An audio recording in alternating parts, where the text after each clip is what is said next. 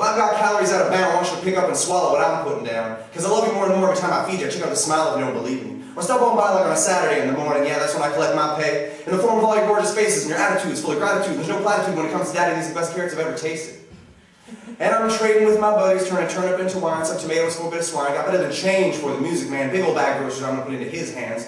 And all beats my milk and honey do without even touching any money. Telling Sonny they want potatoes and some balsam fir garland. In exchange I get sunflowers and gladiolus for my darling. And if you've been to Fox Hill Farm, because there ain't nothing better than trading beans for yogurt and a nice block of cheddar and ooh, I like this market. Oh yeah.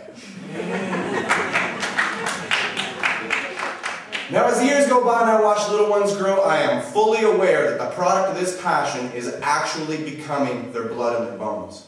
That's why this table display is deceptive. It might make you think I'm coming at it from a different perspective or that these vegetables are ever actually the final objective. Because when I see them grazing on my greens, I gotta stop.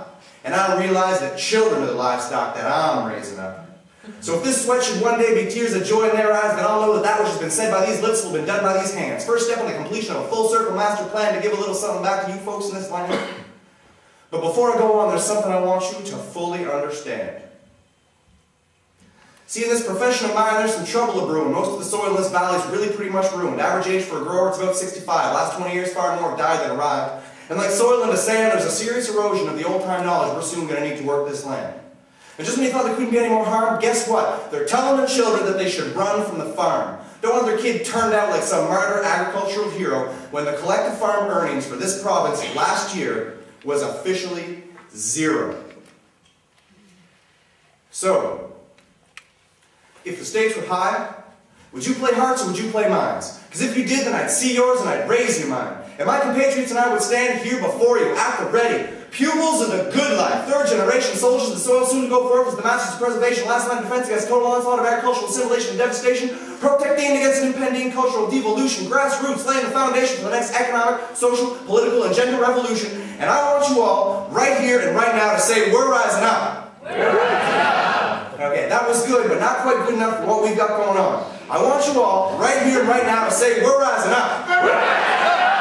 Yeah, to a different drummer, where we no longer patronize the words of our sisters and our mothers, and where a set of young boys are given hammers and axes and nails, and not deoxyamphetaminines, methylphenidate, and atomoxetine, I mean.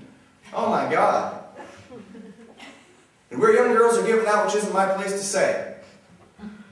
And if all those in between were seen as beautiful, then we could make it a time when all was unbroken.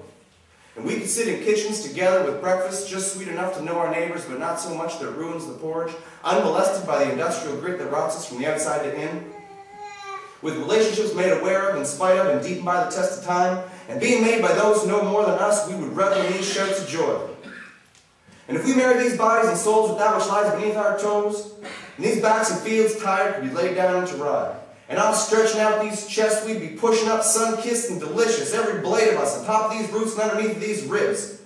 So what would be left here in the middle? Just us, here at the Whittle, a little less of you and a little less of me. Maybe if we were rising up, then we'd move closer to something that was more like one and the same. And oh, by the way, like I said in the beginning, if I said I had calories out of bound and then I said to be continued, would you pick up and swallow what I'm putting down?